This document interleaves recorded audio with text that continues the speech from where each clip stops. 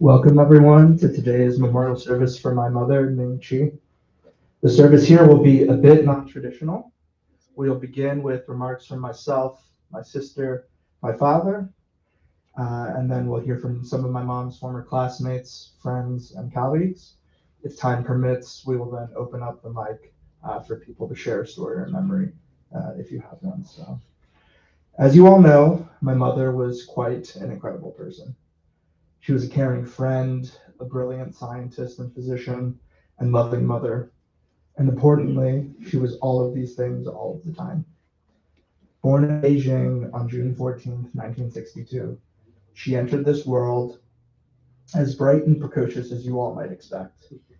She grew up in a small apartment in the city where she had to share a bathroom with neighbors. But she found excitement in school where she excelled from an early age. Often, my mother would recount to me and my sister about the pride she had in being selected classroom leader, a formal role that some schools in China had for the biggest teacher's pet. As you likely will hear from others today, my mother was dauntingly intelligent. Year after year, she would finish at the top of her class until she eventually made her way to the best med school in China. Around that time, my mother met my father, her other great love in life outside of learning. My father had graduated from a university in China's far north and had landed a job in the capital.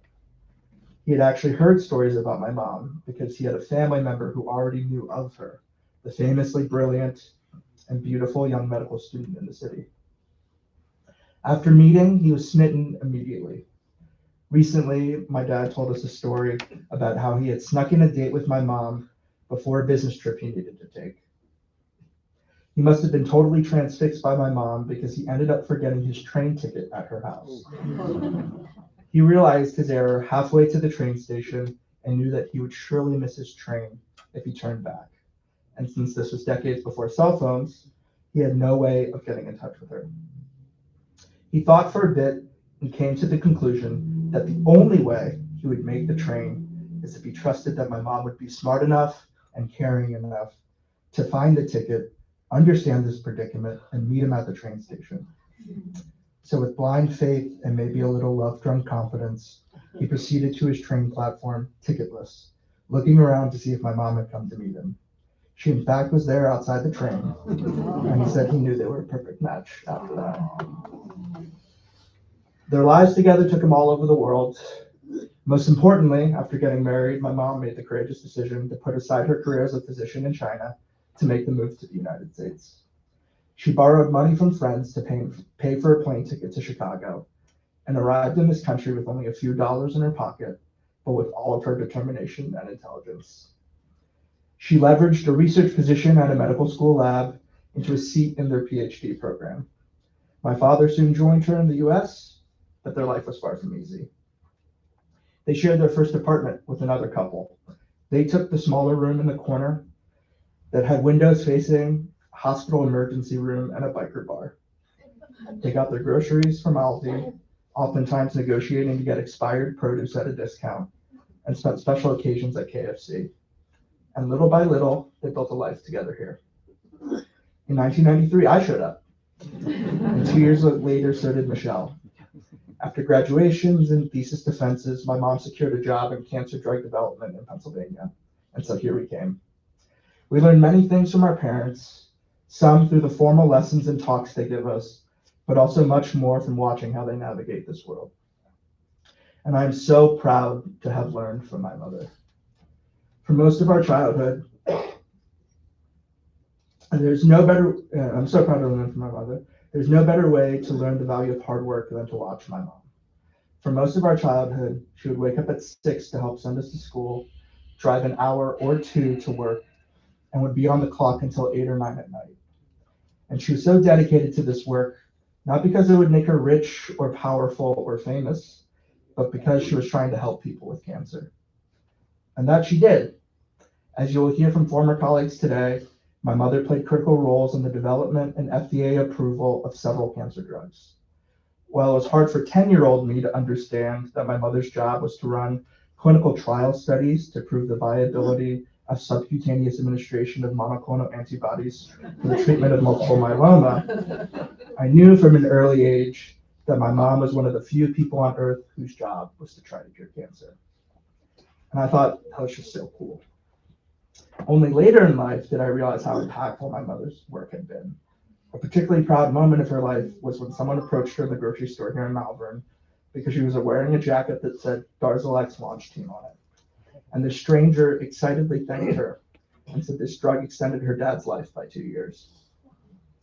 More importantly for me, my father-in-law himself was diagnosed with multiple myeloma about 6 years ago. Upon hearing the news, my mom sprung into action. She connected my in-laws with the best oncologists in New York and helped their family understand the intricacies of the disease. And then, when it came time, my father-in-law too received his regimens of Darzalex, which helped him keep his cancer at bay long enough for us to enjoy a couple more years with him. And so it is a bit cruel, if not ironic, that my mother passed away at the hand of the very disease she worked so hard to fight. It might sound odd, but it brings me some amount of comfort to think about our oldest myths and legends. I think about Beowulf, the heroic warrior king who spent his life fighting monsters and dragons on behalf of his people. In protecting others, he too eventually was killed in a fight. It is fitting to liken my mom to heroes of old because she had always been my hero. But I want to leave you today with a happy memory, since my mom also filled our home with so much laughter and joy. Some of my fondest memories as a kid, and even now as an adult, have been going to theme parks with my family. We particularly love Walt Disney World, and we got to spend Thanksgiving there last year as a family. On these theme park visits, my mom notably avoided most big rides, especially roller coasters, because she often got motion sick. At Disney World, there's a ride called Smuggler's Run, where you take on roles as Star Wars characters and attempt to fly the Millennium Falcon. The simulator surrounds riders with screens and jerks people around with near constant motion. I hesitated on whether we should ride this ride at all, but in the end we did. We ended up having the best time. Everyone was laughing as my mom fake piloted us into walls and nearly every obstacle on screen. As we got off the ride, my mom raced ahead of us. I thought she might be sick, but surprisingly, without talking to any of us, she ran right back to the entrance of the ride to get back on. It was so surprising and so delightful, and I will cherish that memory forever. Thank you so much to the best mom. We love you.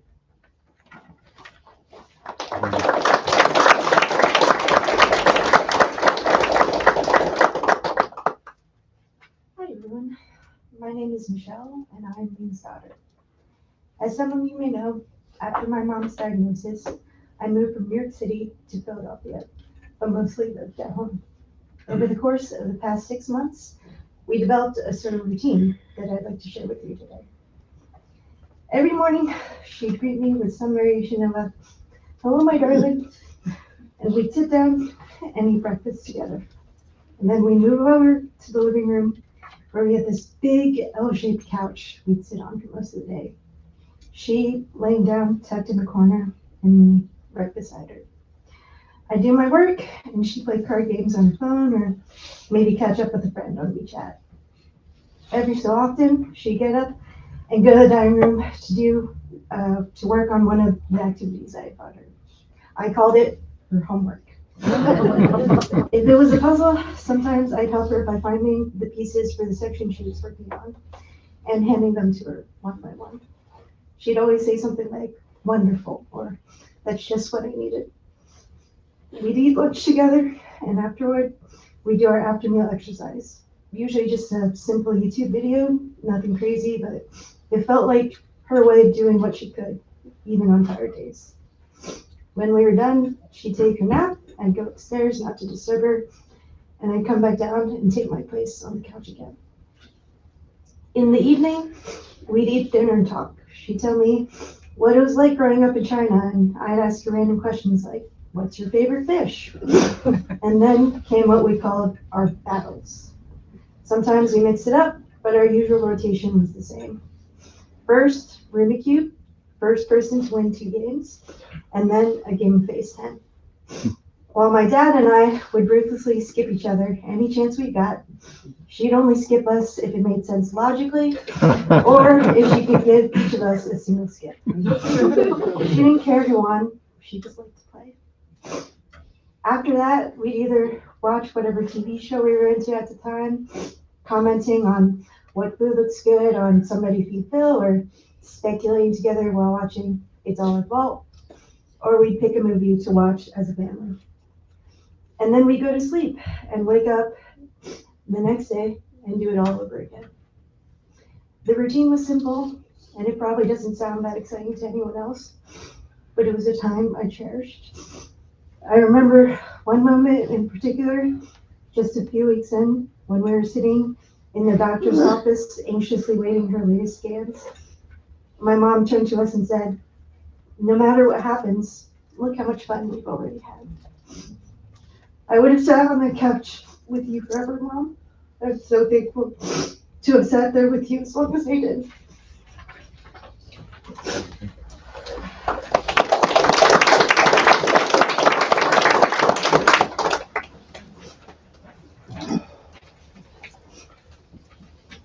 Thank you all for being here. Your presence, your prayer, and your love means so much to us. So thank you.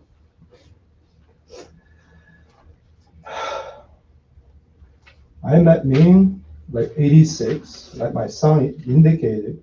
I had some background, so I cheated a little bit. I know her before I even met her. So I know I'm gonna whatever I do, I'm gonna date her. I succeeded, so I date her. Not too long after I got dating. So we started dating 86. Couple months into the dating, I was like, she's kind, beautiful inside out. She's so selfless. She's always put herself after everybody else. That's what she's thinking. Everybody else, it always think about everybody else. Think about that. You have a girlfriend, always think about you. What more do you need? So I said, no more date. We need to get married. We don't have a place to stay. So we waited a little bit, but not too long. We got married in 88. So we met 86. We dated. We got married 88. It's really beginning like February 6th. Just a secret, or it's not a secret. A lot of my passwords are 2688. I changed it, okay. No more. So we've been together ever since. We could leave physically, but we'll never leave our heart. I'm so blessed, so blessed. So marry me as my wife. So we had time, 38 years almost, live together. It's nothing but blessing. Ming is not only my wife, she's my best friend. She's the go-to person. She's my lifeline. Anything I do, I know she's gonna help me. She's gonna be there always for me. She's really the greatest blessing for my life. So I'm so grateful for that. And they just give you how hard Ming works. Ming get into Chicago, Loyola University of Chicago, and She's in that 5 years PhD program, but guess what? She successfully get a PhD in 5 years. But in the meantime, as a bonus, get our two beautiful kids. So all in that 5 years. So this woman is from all perspective, which is so strong, never complains. There are so many good qualities, good characteristics from my wife. It's really hard to pick to see which one we miss the most. So for now, because we always together, we even beginning when we start dating, we crack each other up. We are so happy. We have a lot of jokes. We just laugh. Ming is the person. She always laughs loud sometimes. Okay, really loud. Giggling. Sometimes it could be like out of breath. I like to see her out of breath when she laughs. So our house never filled with laughter. Sorry. No, it's so empty. Sorry. But with all, from like at home, all the laughter from dining tables, conversations, from when we play games, cards, when we play video games, you see me play video games. She's really, really, really into that. Try to feel my daughter, but she can't. She just laugh. Sometimes she couldn't hold on because it's too hard for her. So there's so many this kind of memories. Right, I can speak a little bit longer. Okay. It's my wife, 38 years. There's so many things I must say. I just want to share like one story, out of countless of the moments we cherish together. Oddly enough, I still to this day, I don't know why. Ming cannot sing. That's the one capability simply she doesn't have. I like to sing. So, way back, you told me a story like when he was in elementary school, the class, little kids, when they sing, probably sometimes just don't have the energy level, their volume is low, the teacher will say, hey, what happened to you guys? Look at me. Look at me. She's out of tone. But she her heart out anyway. So you guys need to, you guys need to sing louder. So that's me. So I try to pick on her because she said I couldn't sing. We have, the little karaoke thing where we do parties and things, and people come over, have a party, we sing different songs. And of course, I'm not a force. My wife, in front of a lot of people, she can't sing. But one time, we were chatting. Just this is where I'm the answer already. We say, hey, Ming, let's actually we call each other Bober. It's honey. But we only do that when we are only alone. We don't do that in public. So say, hey, I sing a song. Say, I was singing. You like to hear what I sing for her? I sing for her whenever she wants and all the time, and without karaoke. So I said, hey, come on. You sing a song, just a really old song. So she couldn't resist. She loves me so much. She said, okay, I'll sing a song. I clearly remember she sang a couple of that day. I clearly remember she sang 小城故事都. It was a small town with a lot of stories. It's very famous. Everybody knows that song. Okay. And then she sang it, and she keep going. In the beginning, I didn't do anything, and then she saw my face change a little bit. She knew. Okay. But she couldn't tell how old she was. And then she started laughing. Didn't finish the song. She started laughing. He looked at me. Well, that's great. What you did is so difficult to do. I don't know how you do that. How you manage it. That's not for normal people. When they sing a song, they'll miss a tune skip a nose here and there, but not much.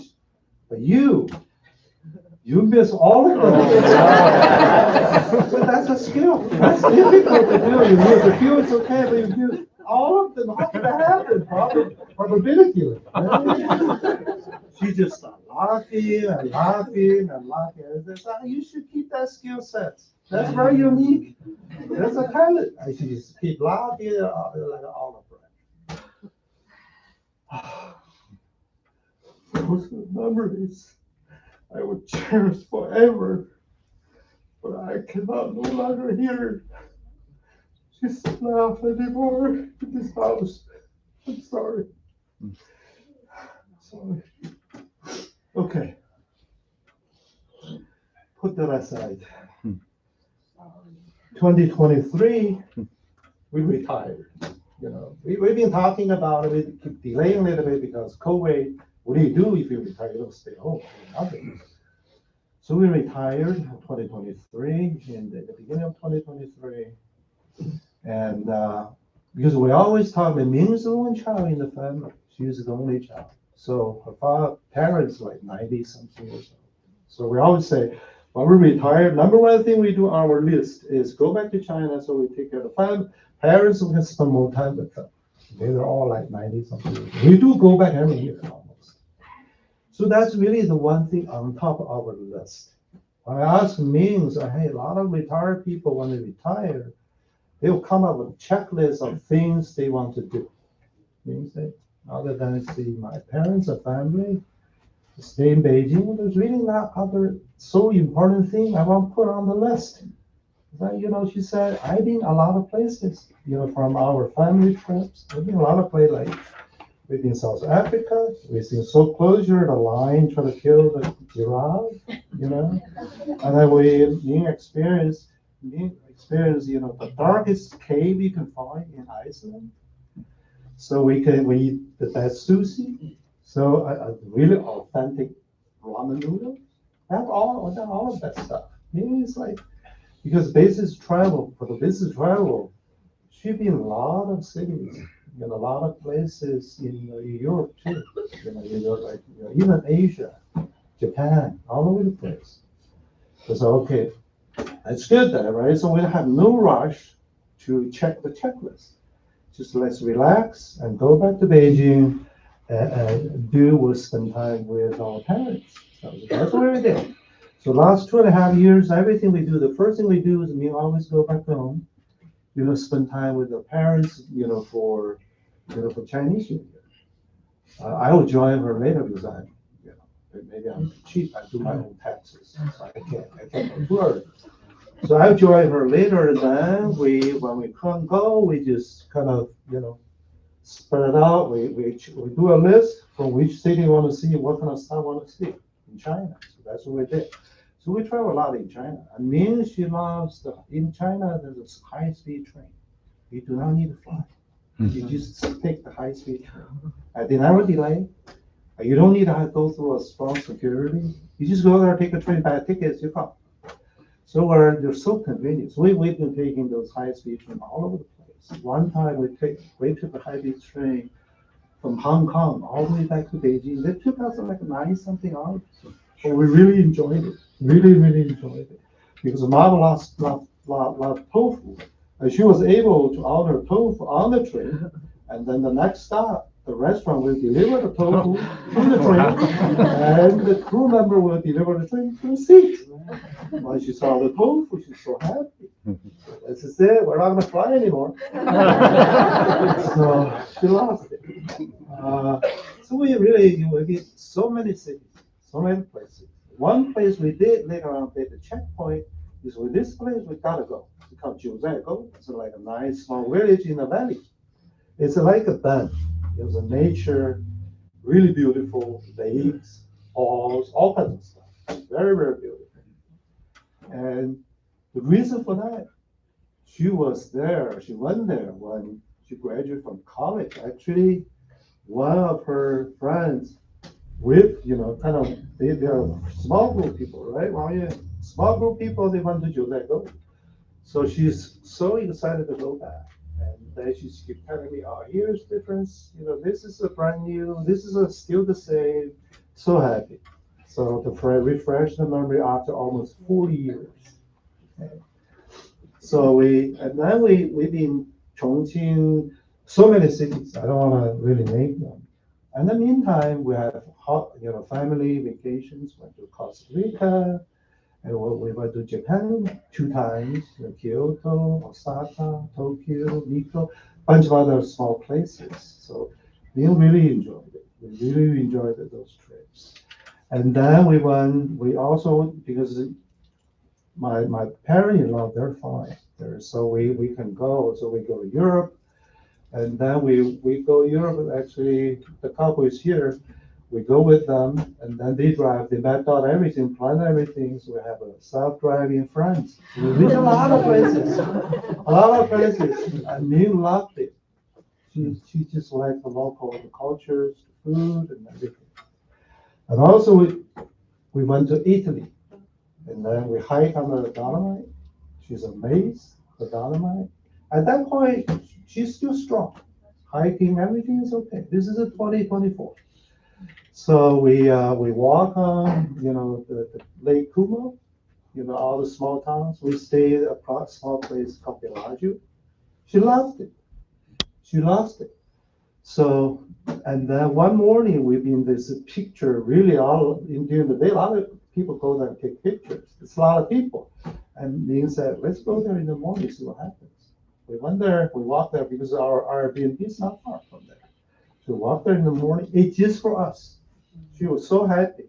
We just said, we didn't say much. We just sit there, take all the surroundings. Take deep breath and look at the beautiful view. And means like, oh, this is the place I want to be. I want to spend more time here. So that's the checklist we have. So okay, we come back, we run the Airbnb, we'll stay a year or two, a month or two. Okay, and that place is so beautiful. And we also, for friends, we went to Banff. We went to Banff, with our classmates. Ming, she just enjoyed that so much. Also, we still have time. We take some cruise. We take cruise to Caribbean. Also, we take a 10 days cruise in Europe. We run into, get into a party in a lot of different cities. Costa Rica, Slovenia, and we like, for Greece, there's a lot of like Santorini. You love that place. You say, oh, probably we can come back here. And I told her, oh, well, you need a deep pocket. It's really expensive. I'm the one in charge of finance. So you can see, Ming really, really enjoys her life so much. And we have really been a lot of places. And then one time, we kind of just chat because the last 6 months we're together every single day, every single moment. She said, I live my life. I've seen a lot of stuff. Like you guys, I really live my life. But probably a lot of people ask me either on, Chinese, the WeChat thing. They find I think, as same as many of you, they feel shocked. What happened? Okay. All of those travels, everything got stopped, a full stop, June of this year. For not a routine check, but we never expected it was something this big, this severe, this horrible. She had initially a blood work with some kind of numbers. Maybe it's not really normal. So she has this, ultrasound, all that, and then they found a big mass. Okay. I still remember so clearly. She came to me so quiet. She said, they found a mass in my stomach, this area. She's not nervous. She's not raising the voice. She's not concerned. And this is me. She's not really jumping around, react to a lot of things. She's just there, for her, any problem comes up, all she need to figure out, what do I do next? That's all. That's all. For the 6 months, every single day, she doesn't think long. She said, I don't even know 2 years from now what's going to happen. I just need to know what's the next. What do I need to do? So this is how tremendously helped us to be with her to really fight with this cancer. But unfortunately, she was diagnosed with really bad cancer and grew pretty big. It's called, what is that? In the beginning, it was like that word is like a foreign to me. Retroperitoneal dedifferentiated liposarcoma. And also attached to that, get like even worse, is at least medium or intermediate grades to high grades. When they do high grades, means this thing as a breast cancer. Okay. But the problem is the cancer she got, there's no drug, there's no cure.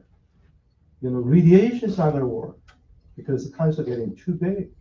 But most critically, the cancer was growing so big, was around the major vessel, around the aorta. So that made operation surgery so difficult, so dangerous. So we be all over the place, being like Sloan Kettering, we try to find the best doctor who can do this. UPenn, all of that, later on, they all say, no, we can't do this. You try radiation. Because Ming, no, radiation not going to solve anything. They just push the stuff away. Because at the most, some moment, we have our low point. And Ming, like I said, I need to figure out the next. So we talk and say, hey, there's a even better place called MD Anderson. So we found this doctor. She's specialized in the vessels and things. So we said, hey, let's make a point. We go there. So we did. And the doctor that delivered the best news over here. Say, hey, I can do that for you.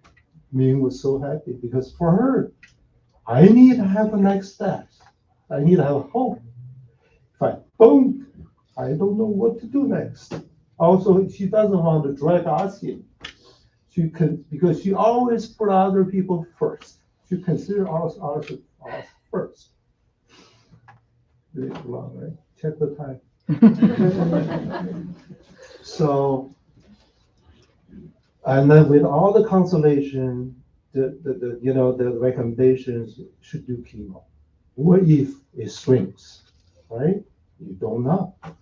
So we did it. We choose Fox Chase because the oncologist from Fox Chase is kind of the NCC guide chairperson called Dr. Mary Van Mary. Dr. Van Mary. She's so nice. And so we start the chemotherapy there. I mean, it's so strong. So this chemo is so toxic. You can only do it 6 times for your lifetime. It will just kill you. It will destroy you. For the first 4, we can walk. She do whatever. You can see when we found this highway of Michelle. Found this highway in the hospital, she would just get up and walk. Whenever she can move, she just get up. She just doesn't sit there and lay there, okay? Because she also need to figure out either long term, what do I need to do next, or short term, right now, what is my next step? What can I do? Okay, that's me. So,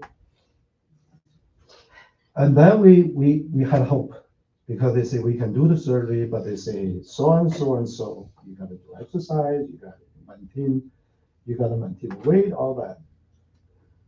So we feel so happy. We come home, meaning just no matter because after cycle 6, bad drugs really kills you.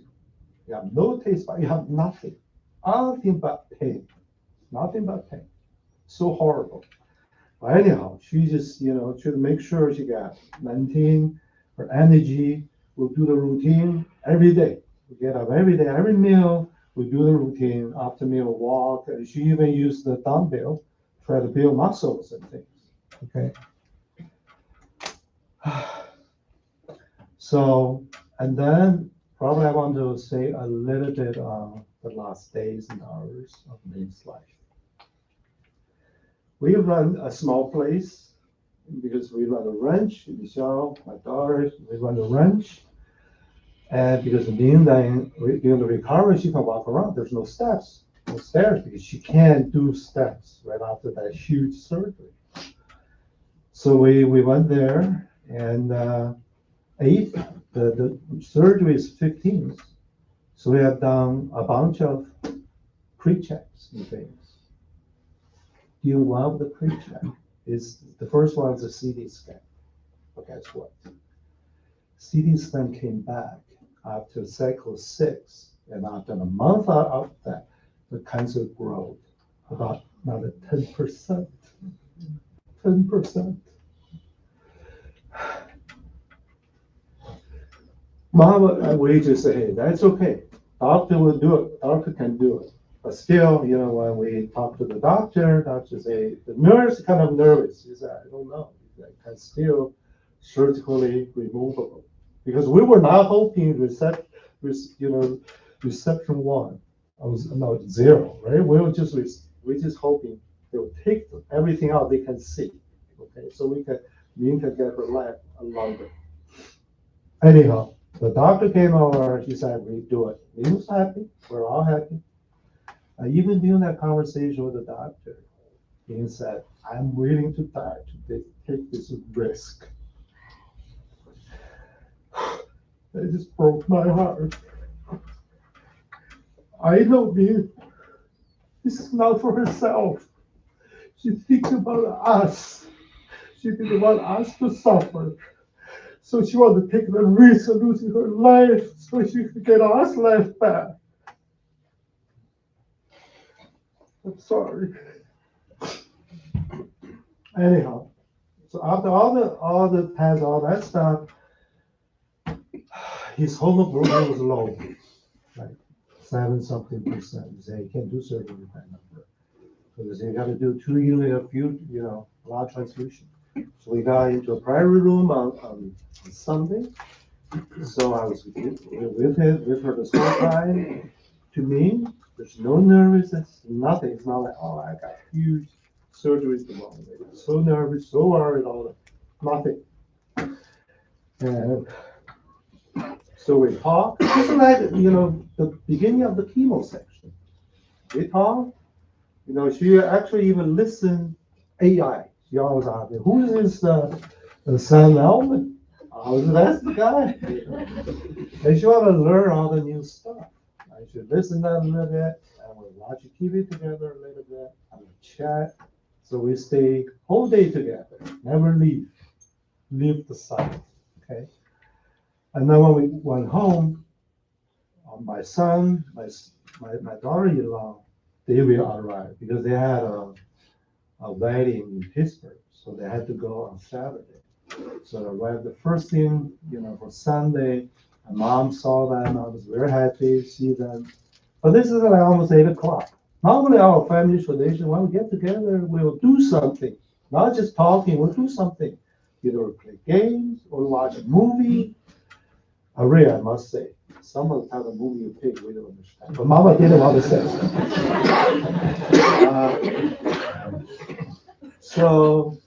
So we need to get up next morning like 4 o'clock. We need to leave like 4 o'clock because the check-in is like at 5. Okay, so we went to the hospital, we checked in, everything. We talked. Mom didn't show anything else. Okay, just like normally we talk, nothing at all. And very casual. And then they call us in because only 2 people are allowed to the room. So me, my daughter, we went with Mom. And then she was in the back. But every year, all the team members come from all different places, different teams. They come over, talk to her. And Mom is not really quiet when she talks and say, hey, what's your birthday? What's your name? Ming Chi, June 14th, 1962. She always, with the voice, it's like, I'm so weak, I'm so nervous. So from all that, you hear nothing about nervousness, nothing. So we talked, and then it's time to push her away, right before 7. I would say, we love you. Mama said, I love you guys. And then she said, Ray and Valentina, I love them. I said, we will. And last word she said was, take care of each other. Take care of each other. So she knew something too, right? It's risky. She's smart. She's in the field. she understood how critical, risk this could be. They should take care of each other. And then, but other than that, she went there really very peaceful, very peaceful, and no worries. We can hear a thing from her voice, but worries, anything concern, nothing. But very peaceful with a big hope. She wake up, cancer is gone. It happened, but she didn't know. She went there very peacefully with a big hope. Okay. So the rest, I want to erase everything else after that from my memory. So I'm not going to talk about what happened after that. Okay. So during this, all the final days of during this whole process, Ming was never alone. They always with her, and she has support from people, neighbors, friends, colleagues, J&J. So much love, and she felt it. There was so much love. So she went also with the love, and also with the pride. I will tell you a story. Uh, this is like 11th, right? 11th, there are a lot of doctor appointments. One of them is internal medicine. The doctor from internal medicine. They talk because they probably check some numbers, whatever she needed. And then mom will understand all the terminology, will talk about all the terminology, and then they also say, oh, are you a physician? Say, yeah. And then they'll have a conversation with you, then do drugs and all that. And this is the first time I ever heard me said that. She said, I was involved with 3 drugs that we take them to the market. They're saving people's life right now. I'm very proud of myself for that. I've never heard Minnie's not a person who want to say big things about herself. She's a very modest person, but I didn't think too much. But if I look back with all of that, she's looking for all the comfort she can look before to get the surgery ready. So difficult.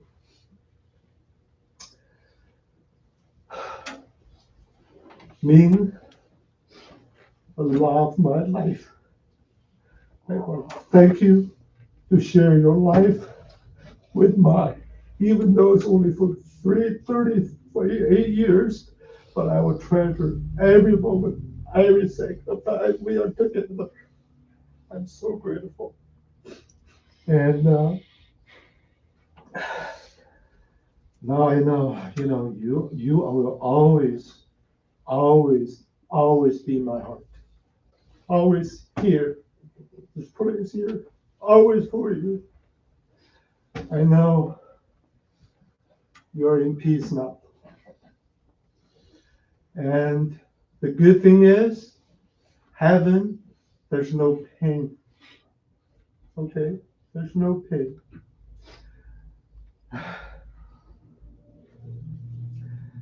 And I love you. I love you. I miss you so much. So much. If there's a next life, we will be a couple again. Thank you.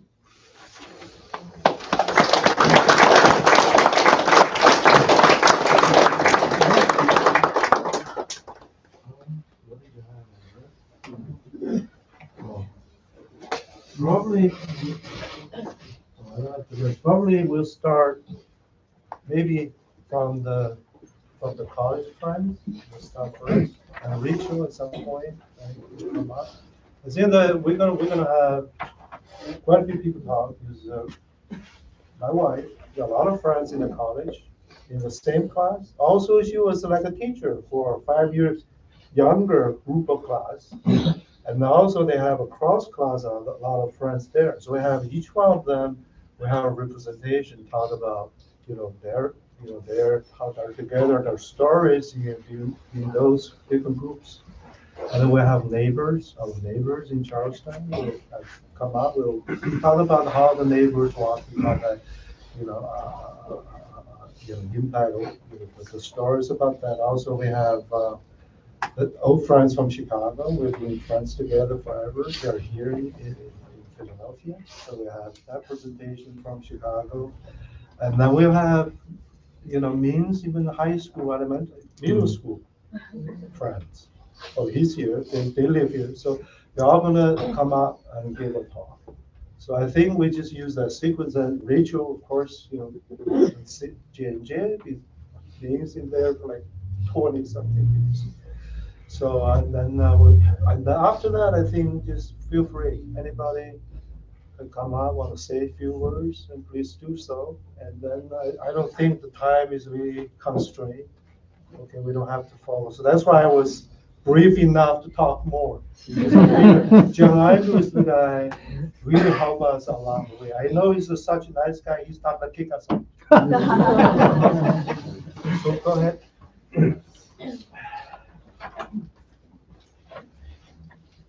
Hello, everybody. My name is Howard, and I'm from New Jersey, and I'm a doctor. I'm a neurologist. I graduated same school 2 years early than her, and Ming is so popular, so excellent student in our university. So I came actually it represent about 68 alumni person, same graduate, different class. So most of them in China. And I prepared this speech about 1 week. We have a couple of very good writers help me to write, to make all the speech. Then I practiced day and night for 3 days. Unfortunately, that's Chinese. So I realized today, oh, this is not good too. I didn't realize so many, I thought it's a Chinese group. And it's so hard. So I said, okay, I make it short. And make this until last night. And told me, you only can talk 2-3 minutes. So 5 minutes. 5 minutes. So now, from a long version of Chinese, go to the short language, English. It's so hard for me, but I still try, and so that's why I jumped to the first one to talk. Otherwise, I don't know how long it will last. So it's a 68% alumni. It's all different classes. They send me too many messages they want me to say to her today. And I think now if I will make a short, it's Ming. It's, I think when I see a movie, there is a thing called good, better, best. I don't know if that's talking about a person or not. Ming is best. So we say, everybody say she's a good woman, but actually it's a perfect good woman. In our life, we meet so many good persons, but the perfect good person, not too many. Ming is one of them. And I think in a few sentences, it's very hard to say how best, how good she is.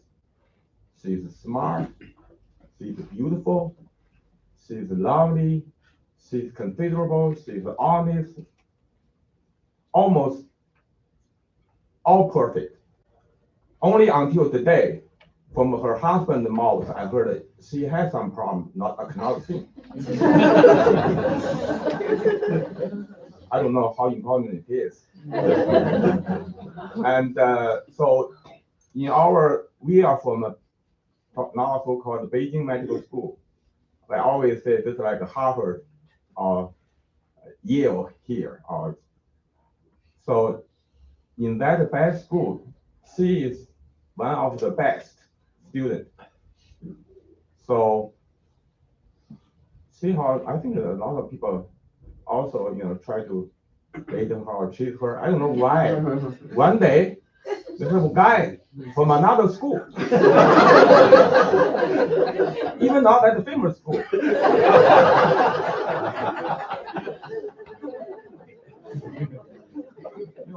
There are a lot of love enemy or something. We didn't try enough.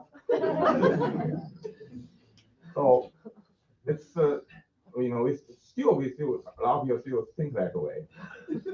So and actually I really don't want to talk too much because I'm serious. If I talk, it means how excellent, how good this person day and night.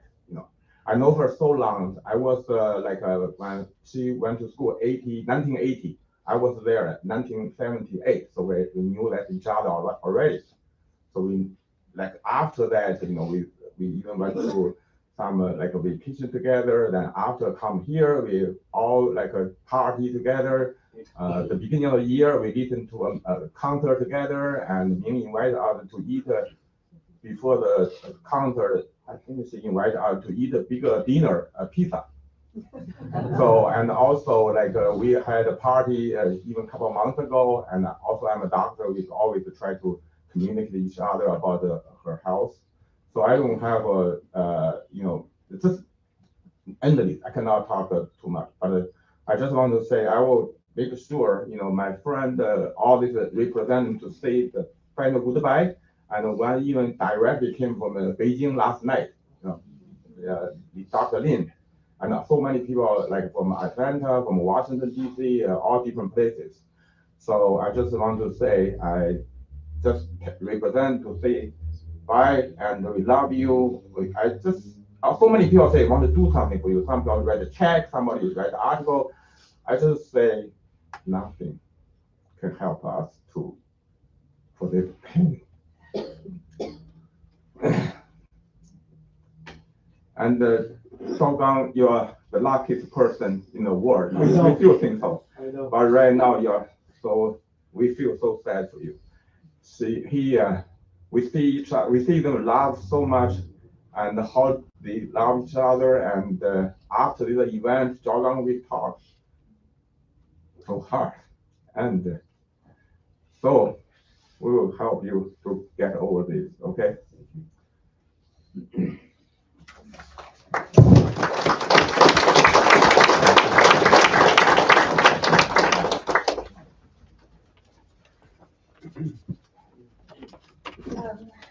Hi everyone. My name is Xiaojun Zhao. I am Ming's medical school classmate and also her roommate for 6 years.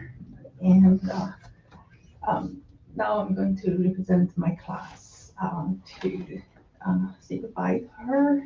And sorry, I'm going to speak in Chinese just because we discussed as the class that if I, speak in English, many meanings and love and our feeling will be lost in translation. So sorry.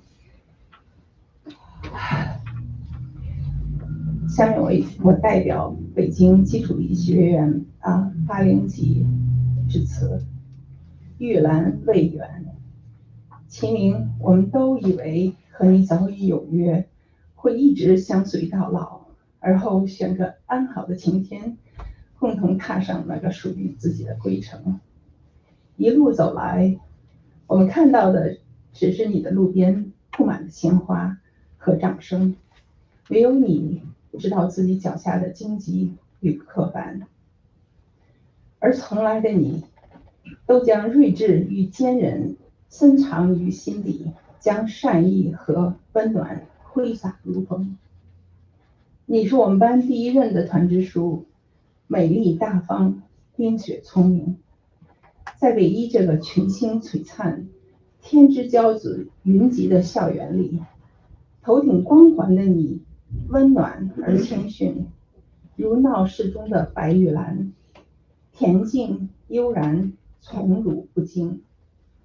也许最让人动容和难忘的是，你身为小女生，却雍容大度，任世事浮沉，仍一直率真善良。你曾是我们班女排中的一员，虽早已不记得当年的我们是赢了还是输了，但记得你总是第一个来到晨光初醒的操场。在那个全国风靡中国女排的日子里，陈琳是我们班的教练袁伟明，赵青就是我们的郎平，而你是我们之中的二传队长。淡定地把球队的灵魂托付在球起球落之间，让我们患得患失的小我化解在你包容和善意的定力里。假期你与同学远游青城山，借住在山中的一处寺庙。晚间有道士来与隔壁的男生闲聊，道士说他中学的老师颇有道法，背对房门而坐，但无论谁进来，他都能马上说出人的姓名，令人惊叹。后来被人发现是老师偷偷在桌子上放了一面镜子。道士不无得意地说，这就是智慧，正如《道德经》上所说，智慧出有大伟。住在只隔半截木板的隔壁的你早已听不下去，大声反驳道，这是骗术，不是智慧。一来一回争相不下，天光已亮，一夜未眠。不知那个道士后来是否领悟了，毕竟本真的善良和正直才是世界上最动人的风景。大学期间，你深得师长的赏识和同学的信赖，所行之处不知俘获了多少少年的心。那首后来唱响的校园歌曲，团支部书记，其实你的微笑也很美丽，就像是专门为你而做。后来的毕业季裹挟着青春的脚步和出国的浪潮，以及生活里变幻的脚步，让我们各奔东西。正如歌里唱的，多少年以后，往事如云走。你留校赴美读博，继而踏入美国一流的强生药企。事业上，同学之中仍然流传着你的神话。在美国制药界这20年抗癌登月计划里，有3颗耀眼的明珠，3款改变了无数患者命运的强生抗癌药都出自你的手。那些让你夜不能寐的发明，那些拯救了多少生命的新药，都含着你一路的巧思。强生的新闻栏目里还有你徐徐道来的采访，你家中的书柜中还低调着躺着强生的最高荣誉奖。家庭里你的一儿一女都已悄然长大，一如当年的你，明亮从容，卓然而立。直到那天在久违的同学聚会上，听见你先生堪比专业歌手的美声，我们都相信你一切安好，仍是当年你。同学中，你一天是支书，永远是支书。新冠来临时，你用 Zoom meeting 把同学天各一方的孤独融化在屏幕前的笑语里。我们看见的是你家中的亲友温馨的欢聚，是你在北京游街和同学分享美食的喜悦，和你永远温柔宁静而美丽的笑脸。即便是在询问自己的病情，即便是你在寻求朋友的帮助，你从来没有惊慌，你始终坚忍从容，仿佛人生莫过行到水穷处，坐看云起时。我们愿意相信你的远行，也许只是天堂不忍见你受苦，也许是命运另有私心。你轻轻的离去，让我们重新相聚，是所生的意义。今天我们来到这里，不只是告别，更是感恩。感谢你曾来到我们的生命中，留下爱、温暖与无法替代的回忆。愿你在新的世界里安息，也让我们带着这份思念继续坚定而温柔地走下去。你且先行一步，你留下的光将照亮我们余生的路。上面是我们班的发言，下面是我们宿舍的。齐明和我以及另外4个同学同住一室6年，3个上下铺。齐明、李倩和我睡下铺，李萌、张安芬、徐敏住上铺。我们6个人生活非常规律，每天早上起来轮流有1个同学去食堂打油条，这样另外5个人可以多睡半个小时。每晚晚自习后，所有人都在11点准时上床熄灯睡觉。当然，有时熄灯后也免不了八卦一会儿。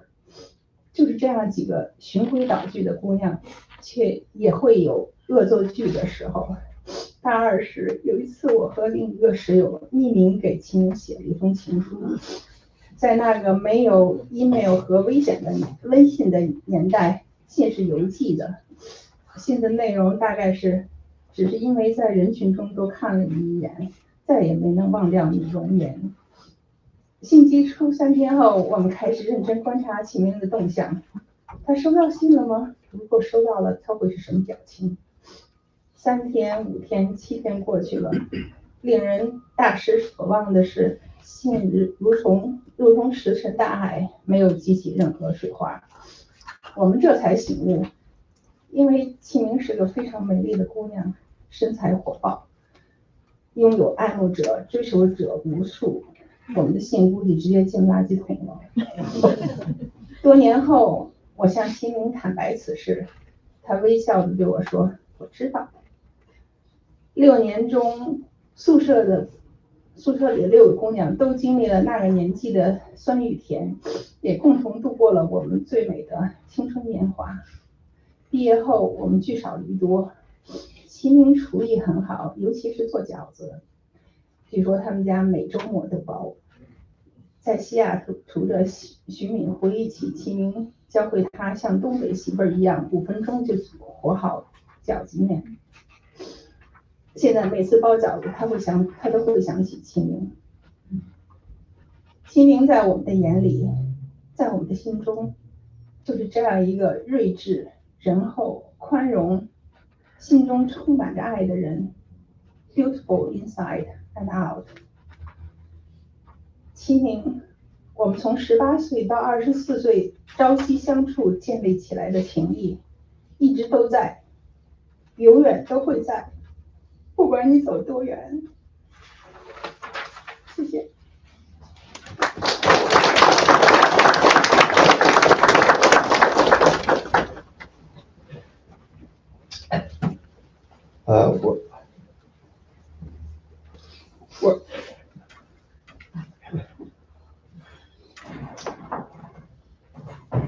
Dear 赵刚大哥, Ray, Valentina, Michelle, family members, colleagues, and friends, good morning.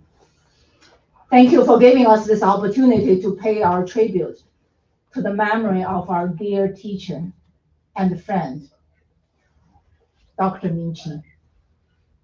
The 4 of us, Li Yan, Hai Chen Yang, Jamie Wang, and myself, Lily Li, we were Dr. Chi's student at Beijing Medical University when she was our advisor and mentor for our class. Ever since, she has been our Qi 老师, meaning teaching Qi or mentor Qi. When she was assigned to be the mentor and advisor of our class, she was about to graduate from medical school herself. In our university, only the outstanding student at the very top of the class could be chosen to be mentors for junior classes. Qi 老师 was one of such a student. She has accomplished tremendously, outstandingly in her medical school years, as people already mentioned. It was a huge responsibility to be the advisor and the mentor to a class of 33 medical school freshman to provide her academic guidance, to take care of those new medical school students who really didn't know much and didn't know what to be facing. And for many of us, we were come from different provinces. So this was the first time for people to leave their family. So there are lots of need. Being only a few years older than us, Qi Laoshi really is the go-to person. She was truly our beacon of love, kindness, and intelligence. She had answers to all our questions. She had solutions to all our needs. Many of my memories were Qi Laoshi went to our dorm, sitting with us, a few girls, around the desk in the dorm, talking to us like an older sister. She supported us, comforting us, encouraging us. She was sharing her own experience with us and also offer very practical advice for us to deal most of our challenges. Every time after talking to her, we felt better. We felt there were help. Qi Laoshi was very serious about our academic work. In addition to all the medical school trainings courses, she requests us to pay attention to English to be proficient. She advised us that whenever possible, read the original English publication. This was quite a visionary advice at that time, and it benefited many of us in medical research as our career. Qi Laoshi's love and care for her students did not stop, but lasted for 40 years. Several of us lived in Pennsylvania. We are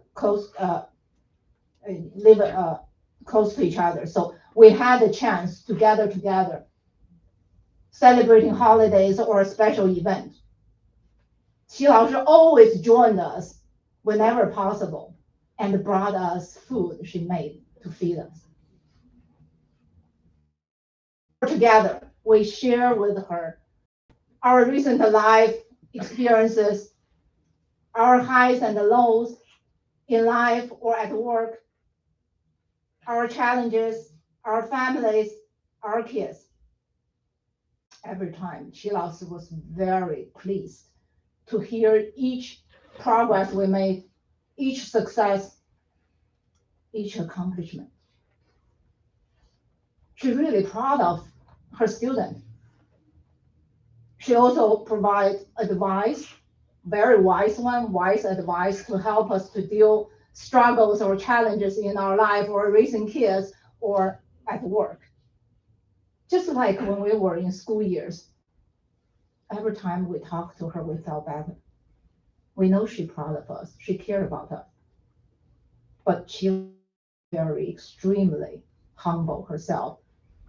She never mentioned the tremendous professional achievement she made. She never mentioned to us or talked about her contribution in such as DARA, the multi-billion drug, cancer drug, changes so many people's life of patients with multiple myeloma. She didn't mention her receiving of Johnson Medal, the highest award in Johnson Johnson, only to people with outstanding achievement and contributions.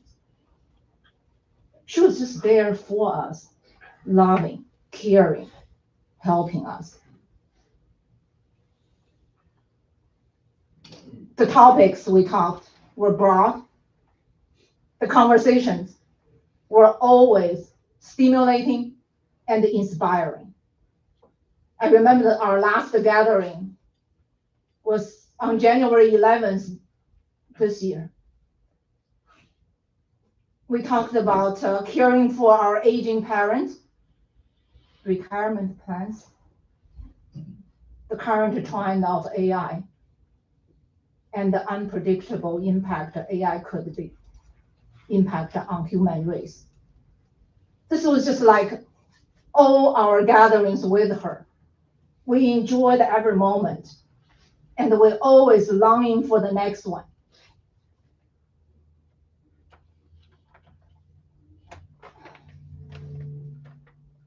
We are very grateful that we had Qi Laoshi as our mentor and friend for 4 decades.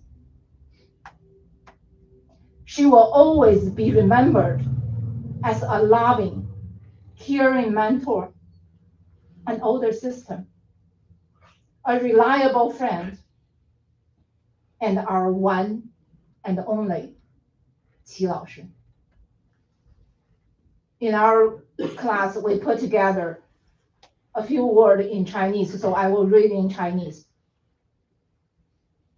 亲爱的齐老师，大学期间您是我们的辅导员，指导懵懂的我们完成紧张而繁忙的医学院学业。毕业后，您是我们的学姐，继续关注帮助我们这些学弟学妹们的求学和事业。生活中，您是我们的挚友，倾力引导帮助我们在工作、生活、子女教育等各方面的需求。工作中，我们几位更是有幸成为您的同事，亲身感受到您对工作的热忱和全力以赴的奉献。您是我们的榜样和骄傲，我们感恩人生中有您做我们的导师和朋友。齐老师，我们怀念您。齐老师 ，We miss you very much.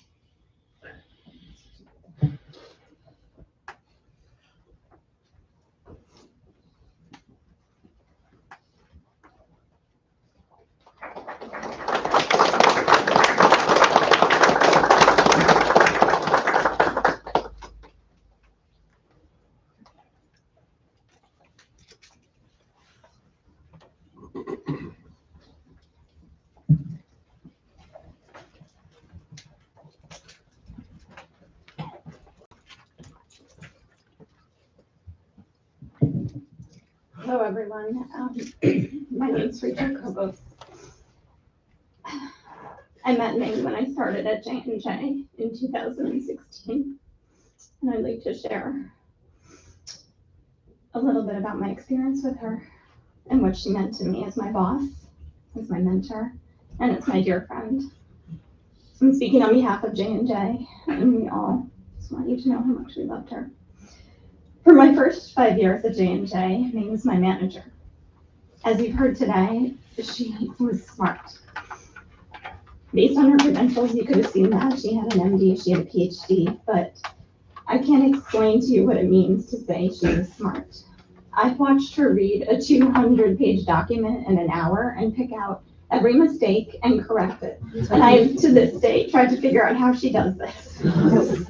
She was just constantly coming up with new strategies and new ideas.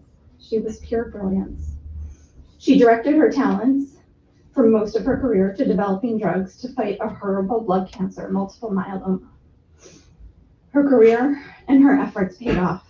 It is not an exaggeration to say that her leadership on siltuximab, daratumumab, and finally teclistamab has changed the trajectory of multiple myeloma therapy forever. The drugs that Ming led to approval have been used by over 700,000 patients to date and are probably approaching 1 million in the next year. Because of her work, multiple myeloma, which has always been referred to as an incurable disease, now has the promise of cure. Beyond her technical brilliance, she was a compassionate leader. Her team adored her. We called our team Ming's Dynasty.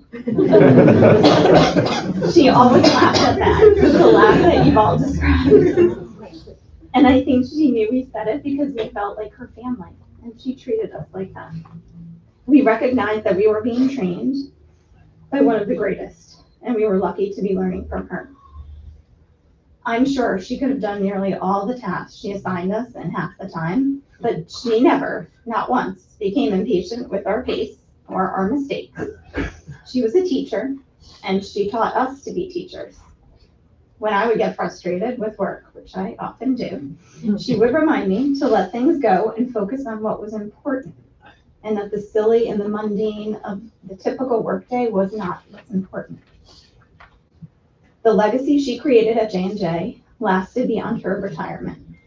Her name comes up often, almost every day, in every project, and her legacy will continue to live there. 5 years ago, after I moved to a new role, I did not report to Ming anymore, but our friendship deepened, and she remained my dear friend. I'm so grateful for that. Travel together. We had many late night calls. And during those times, despite the pressing work, she always asked about my daughters and ensured that they were doing well. And she usually tried to find a way to leave in a little parenting tip around it. She frequently shared memories of Ray and Michelle, and she was so proud of the adults you became. Though her job at J&J was tremendously important, it was very clear to me that the most important job to her was being your mom. We miss her so much, and I miss her.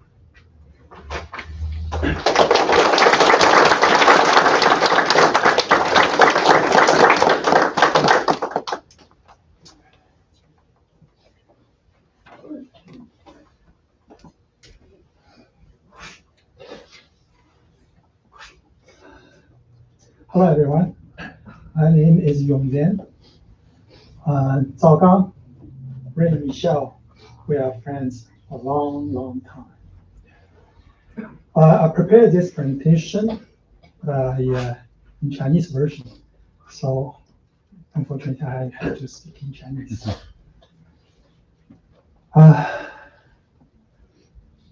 December 15th, we was waiting for the surgical operation for a whole day.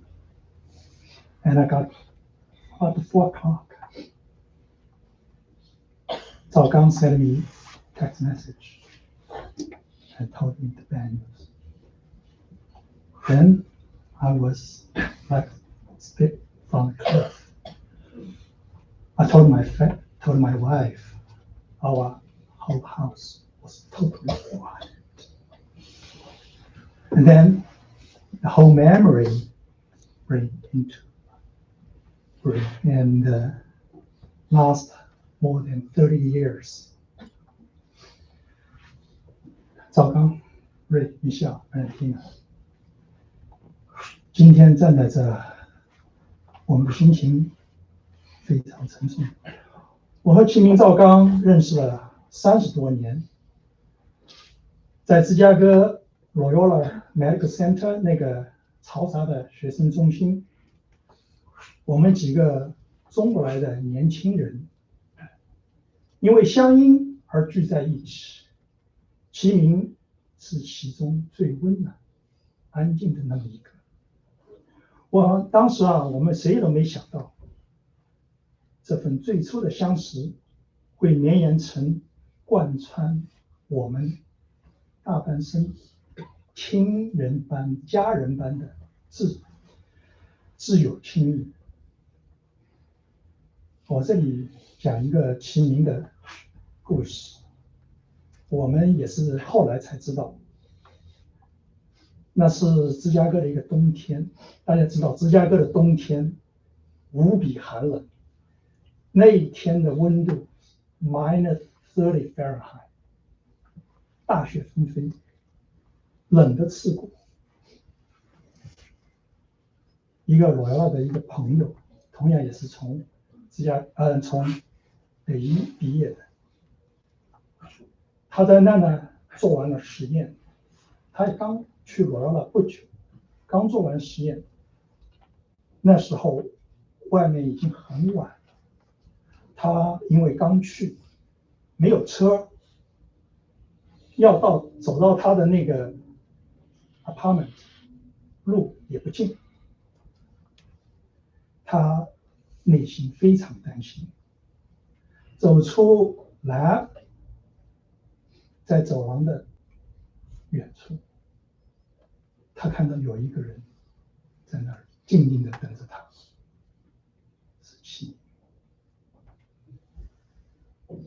齐明什么也没有多说，只是平静而自然说：“走吧，我送你回家。”很多年以后啊，这朋友谈起这件事，还非常动容的说：“齐明是我一生的贵人。”这件事齐明没有跟我们谈过，但他骨子里面的善良、寂静无声和雪中送炭，一直萦绕在我的脑海里出现。从芝加哥开始，我们两家人的命运就紧紧地联系在一起。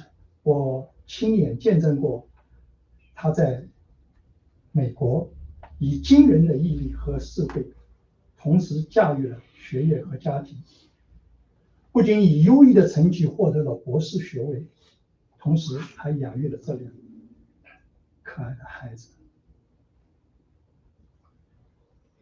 他是那么从容，那么坚定，身上有一种温柔而强大的力量。像许多追梦的家庭一样，我们先后搬到了费城郊区，人生的缘分在这里更紧密地交织在一起。齐明是我太太从 academic 到 industry 的转型的领路人。赵刚也给我在IT 方面有很大的提携。我们不仅是最好的朋友，更是亲密的同事。我们两家孩子小时候在一起玩，一起长大。记得在 Dorney Park， 记得在两家的玩游戏。他们各自进入了大学、医学院、法学院。还有他们的婚礼。我们中原岁月是在彼此见证和扶持中互相度过的。这段漫长的旅程中，我们看见齐明在事业上展翅高飞，他在肿瘤药物的开发和临床研究取得了令人钦佩的成就，赢得了无数的荣誉。更让我怀念的是，我们两家聚会时，他和赵刚谈起孩子时眼里面的光彩，是他和我太太一起讨论在 medical research 里面的问题那样专注，是他在忙里偷闲为我们准备了一桌家常的菜式，那些温暖的笑容。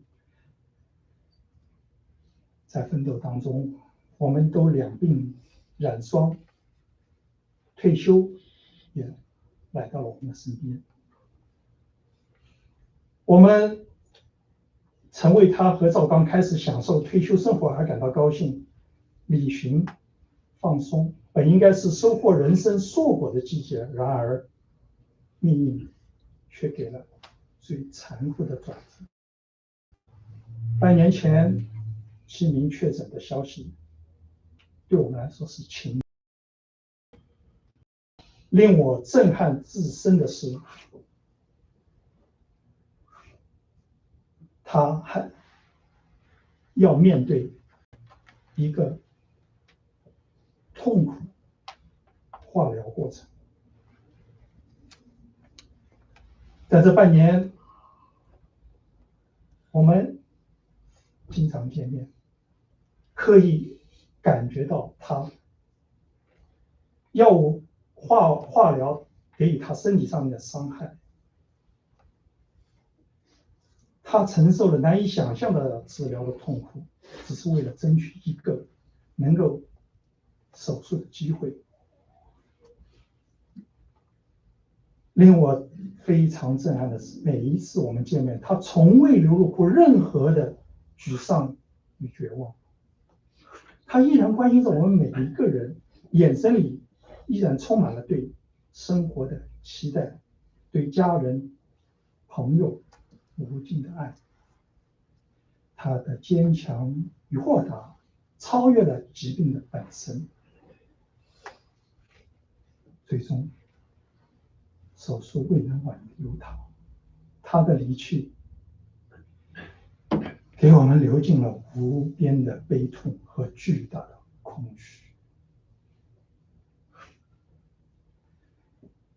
今天我们在这怀念其名，不仅仅是一位杰出的科学家、成功的职业女性，更怀念的是我们亲密的朋友，一个善良、温暖、坚韧、充满爱的灵魂。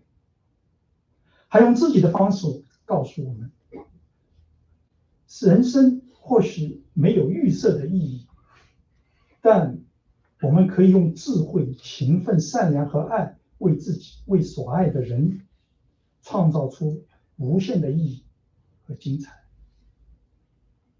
齐明的一生丰富而饱满，他活出了生命的厚度和温度。对于赵刚，对于孩子，对于所有深爱他的家人，这份爱的遗产是永恒的。对于我们这些老朋友，那些共度岁月，那些血液里的温暖，餐桌边的笑声，困境中的援手，将成为我们记忆当中永不褪色的珍宝。天堂没有痛苦，愿我们亲爱的齐明在那里得到永恒的安宁与喜乐。齐明，我们会一直的怀念你，非常谢谢你成为我们生命当中的一部分。谢谢大家。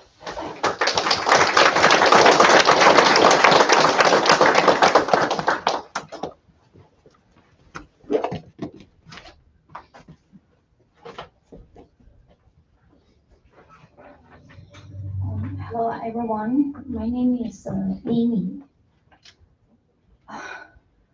Ming is such a remarkable person. Everybody, including myself, just feel so fortunate to be her friend. And I know her the longest. We went to the same middle school back in Beijing, China, about 50 years ago. All the excellent qualities that everybody mentioned here all started from the very beginning. Ming was a star student throughout her school life. She was the type of person everybody admired, brilliant, yet humble, disciplined, quietly confident. Let me just cite one small memory. After Cultural Revolution ended, our school started first ever academic competition. It was a 100-word speed translation contest. 50 words from Chinese to Japanese and 50 words vice versa. Of course, nobody had a clue and nobody prepared. So out of our class, 300-400 students, only 3 achieved the perfect score. Ming was one of them. She was brilliant, but that's not all. And she is more known for her leadership. She had been our student body leader, something similar to the student council president here in the US, year after year. And we use Chinese word to call her 是又红又专的标兵. And that stands for somebody excel not only in academics, but also in character and quality and responsibility. And that's not all. The most defined Ming was her deep, instinctive kindness. My high school classmate shared this story with me, after we got admitted to elite high school, which was far, so the commute was a 30 minutes walk at least. So almost everybody decided to ride a bicycle to school. And this girl, her name is Hua, she was assigned to sit next with Ming, so we called 同桌, and they were best friends. Well, Ming knew how to ride a bicycle, but Hua didn't.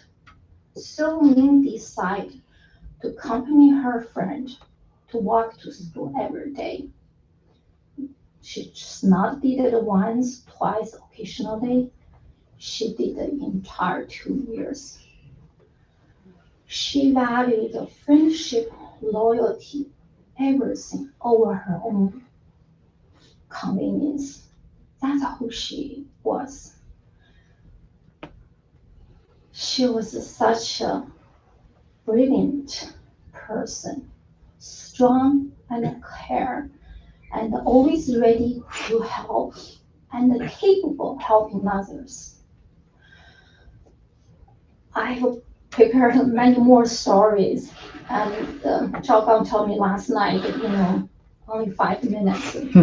So I'm going to stop here. But Ming, we love you so much. We miss you beyond word can say. You will always live in our hearts, in our memories. Thank you.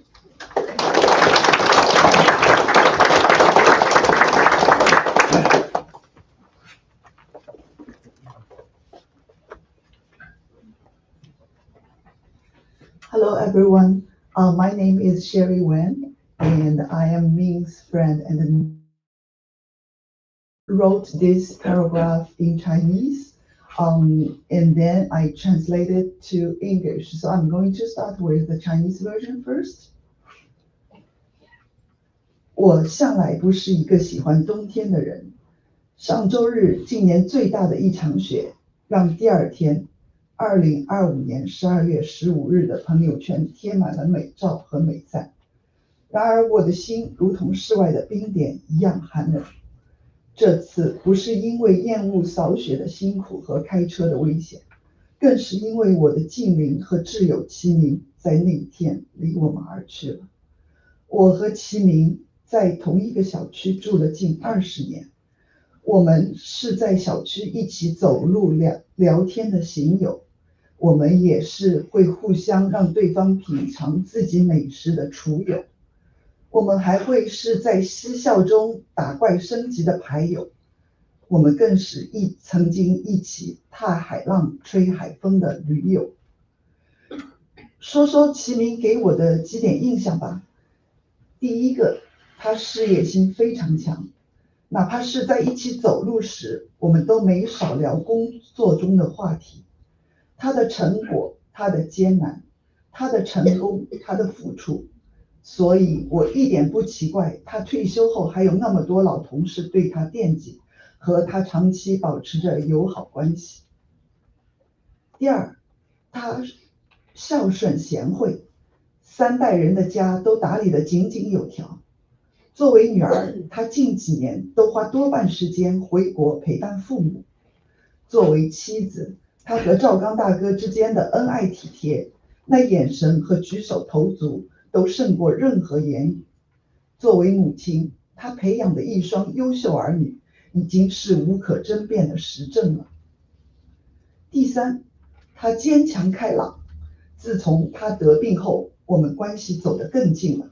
我是目睹她如何顽强抗争化疗带来的痛苦，同时还积极乐观地为自己争取生存的希望。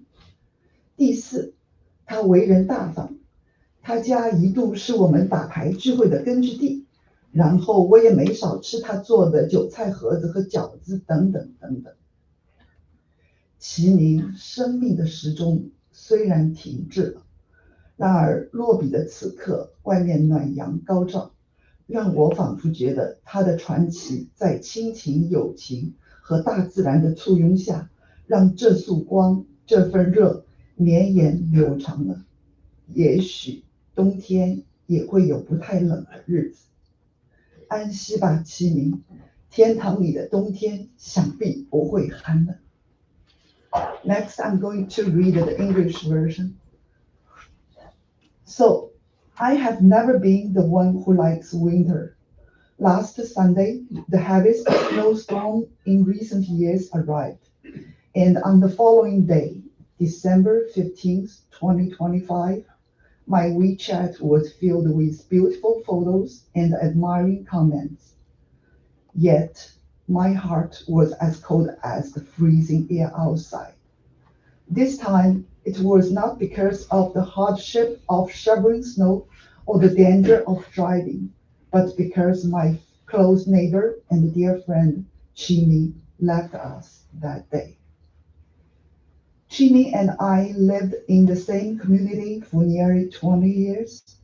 We were working companions who strolled and talked together, kitchen friends who shared homemade dishes with one another, and the card game partners who laughed and leveled up together. We are also the travel peers. We enjoy the beach together. We stepped on the ocean waves together. Speaking of a couple of impressions Chini left on me. First, she was deeply devoted to her career. Even when we were out walking, we often talked about work. She spoke of her achievements and her hardships, her successes and her sacrifices. So it came as no surprise to me that after her retirement, so many former colleagues still thought of her fondly and maintained long-standing warm relationships with her. Second, she was a devoted daughter, a loving wife, and a caring mother. As a daughter, in recent years, she spent much of her time accompanying her parents. As a wife, the affection and the consideration between her and her husband Zhao Gang were evident in their glances and gestures, far more eloquent than words. As a mother, the excellence of her two children is undeniable proof of her dedication. Third, she was strong and optimistic. After she became ill, our relationship grew even closer. I witnessed how bravely she endured the suffering brought by chemotherapy while still remaining positive and optimistic, actively striving for her chance to live. Fourth, she was warm-hearted and generous. Her home was once the base for our card playing, and I enjoyed the many delicious food she prepared. Although the clock of Chiming's life has stopped, at the moment I write these words, the sun is shining warmly outside. It makes me feel as though her legacy continues, embraced by family, friendship, and nature, allowing this light and warmth to stretch to on a little longer. It makes me think even winter can have days that are not so cold. Rest in peace, Chini. The winter in the heaven must be not cold at all.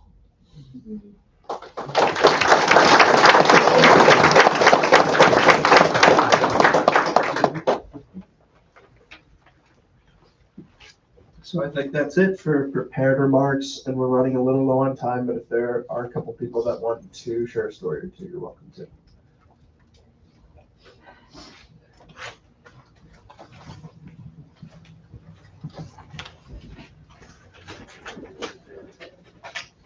Okay, dear friend, colleague, my name is Hua Bin Sen. I'm from J&J Oncology. So our boss sent the email to Richard and me, said that we have to pass his regard to me and family. So I first met me 8 years ago when I joined the Daratumumab team. Ming was a clinical lead, and I was newly assigned safety lead for the Daratumumab. I have to be honest, my first impression about Ming is not so impressive. Because back in my mind, I always thinking a female cleaning leader should wear elegant dress, talk super fast, and speak pure English without accent. But maybe some British accent. Ming, of course, had none of them. But after a while, I started to deeply respect my clinic lead. Ming was very experienced. Ming was very kind. Ming was very dedicated. Ming worked 27 and was always available. When the issue, when the question, when the crisis come up, Ming guiding us through with his wisdom. She always put the team and the project first and never had her own agenda. Because of this, Ming can always put team together. During busy daily work, Ming focus on very detailed things, such like Rachel said, pick up mistake in 200-page table. But Ming never lost the sight of the big picture. This is why I respect her. We are fortunate to have Ming as a clinic leader to lead the initial success of Daratumumab. Past the decade, we had so many good clinical trials read out. We have so many submissions. All went very smoothly, not only because we have a good product, but we have a good team member and a good leader. Ming definitely is one of them. Ming, thank you very much. You should be proud of yourself now. Daratumumab is the largest product in J&J, will one day become largest product in oncology. All of our J&J colleagues are salary or bonus paid by Daratumumab. Ming, we thank you very much. You should also proud of yourself now,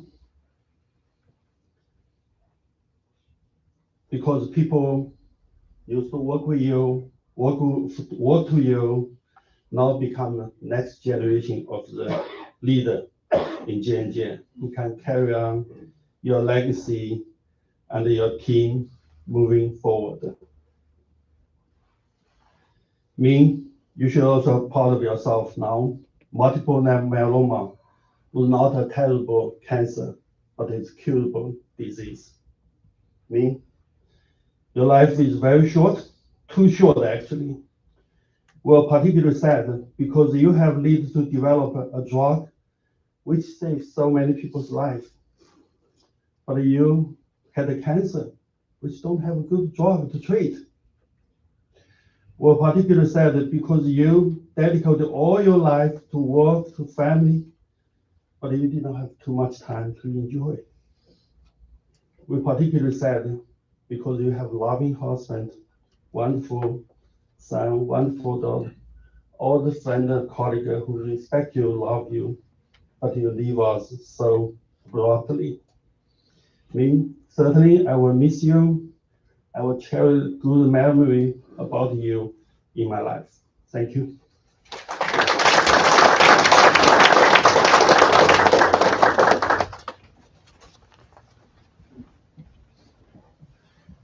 I'll try to be as brief as I can, given it's late.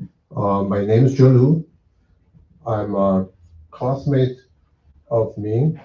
We met in the second week of when school started. The first week was reserved for something else.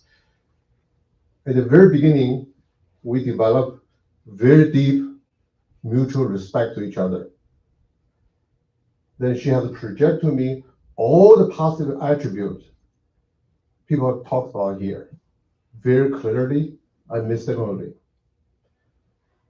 So it's hard to explain to an outsider how our school organized, but we're in different sections of the same class in the context of American understanding.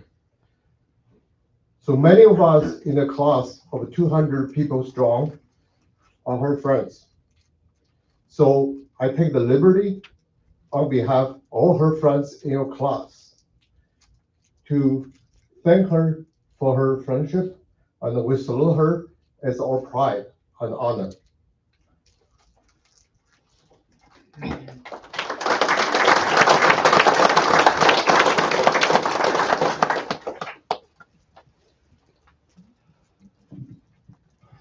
Ming came to China, not only taking care of their family, she meant a new generation of drug developers professionally, particularly in J&J China organization. My name is Zili Li. I used to run J&J Asia Pacific R&D organization. I came a long way to be here today in memory of her because that is how much she meant to us in China organization. She was deeply trusted, respected, and generous a lot. Some of my colleagues here asked me to bring a short video they made in memory of her. I will pass on to you guys later. And being really her passing is come far too soon. And the loss we felt today is profound. She will be deeply missed and always remembered.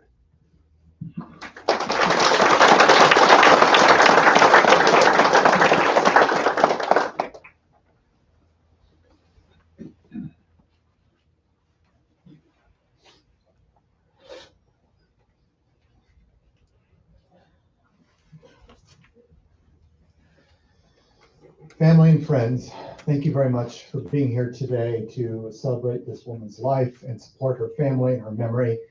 My name is John Andrew. I'm one of the funeral directors here. I know many of you have traveled far and taken time to be here on somewhat late notice, but I do appreciate it very much. Your presence here, I've heard them say many times, has been overwhelming and appreciated. A couple of quick announcements before we depart from here today. There is a gathering, a luncheon, repast, a meal prepared at the K-Pot restaurant in King of Prussia, which you are all welcome to. I have a rough count, I think, of about 115. So go get them because they can handle it. But I think making your way there if you can and joining the family, continuing to share stories and learn new stories that you weren't aware of, that would be wonderful. Before we give Ming's family a little bit of time in private to say goodbye one last time, I'm going to give each and every one of you a chance, if you're willing and able, to come forward, starting with those of you in the very back. Come down and pay your respects and say goodbye to Ming one more time before making your way out to your vehicles. We have directions and driving directions for the K-Pot as you make your way out. There is coffee and water and some light refreshments as well if you need to grab some of those, as well as restrooms. But thank you very much for being here. Starting from the very back, folks, if we could, come forward, be safe, take care of one another. Thank you. Yes. What? Reservation. When you arrive at K-Pot, the reservation name for the group will be under Sherry, the K-Pot in King of Prussia.